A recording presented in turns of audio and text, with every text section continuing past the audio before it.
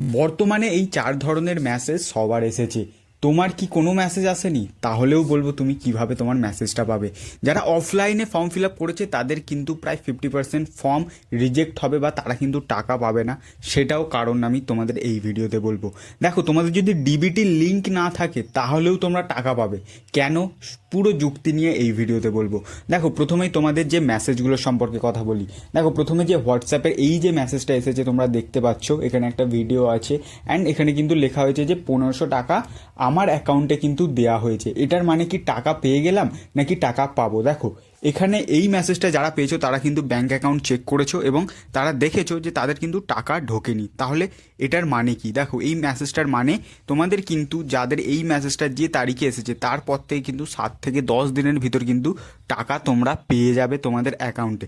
কিন্তু এই একটা ছোট্ট ভুল থাকলে যদি তোমাদের ব্যাঙ্ক অ্যাকাউন্ট এবং যদি না তোমাদের ডিবিটি লিঙ্ক করা থাকে তাহলে কিন্তু তোমরা পাবে না। এবার তোমাদের সমস্যা হচ্ছে যে স্যার এটা তো ডিবিটি লিঙ্কের সাথে কি কানেক্ট আছে? দেখো, ডিবিটি লিঙ্কটা কিন্তু তোমরা যে অ্যাকাউন্টটা দিয়েছো তোমাদের অনলাইন অ্যাপ্লিকেশন বলো, কারণ এখন অনলাইন অ্যাপ্লিকেশনেই কিন্তু সব এখানে মেসেজগুলো আসছে, সেটা কিন্তু তোমাদের আধারের সাথে সেই ব্যাঙ্ক অ্যাকাউন্টের সাথে কিন্তু ডিবিটি লিঙ্ক হতে হবে।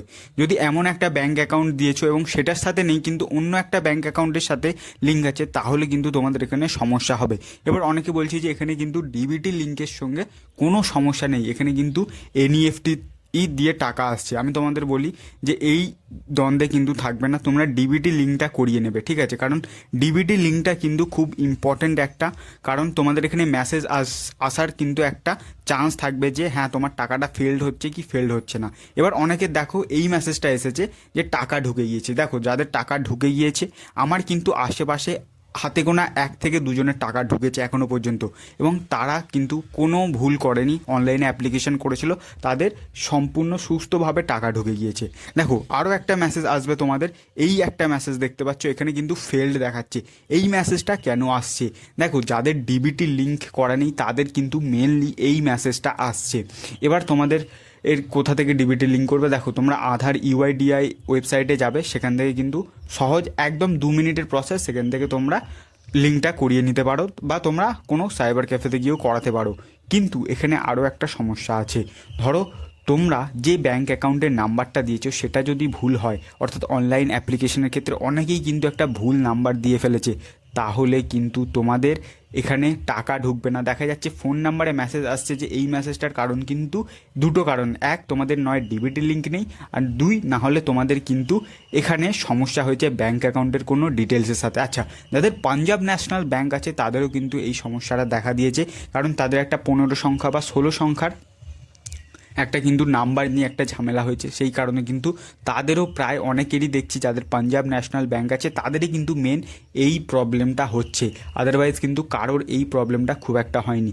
এবার বলি, যারা অফলাইনে ফিল আপ করেছো তাদের কী হবে? দেখো, যারা অফলাইনে ফিল আপ করেছো তাদের কিন্তু কপালে আমার মতে একটু কষ্ট আছে। কেন?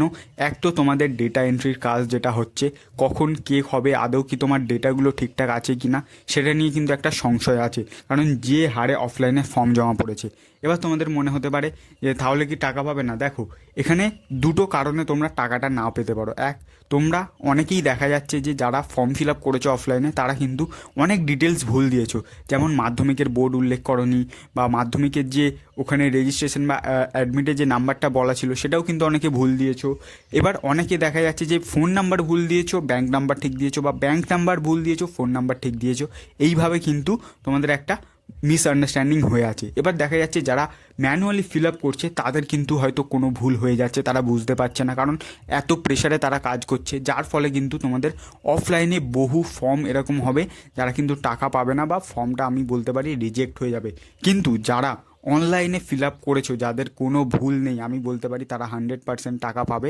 এবং যাদের এই মেসেজগুলো আসছে তার মানে তোমরা এটা নিশ্চিত থাকো যে তোমাদের অ্যাপ্লিকেশনটা চেক কমপ্লিট হয়ে গিয়েছে।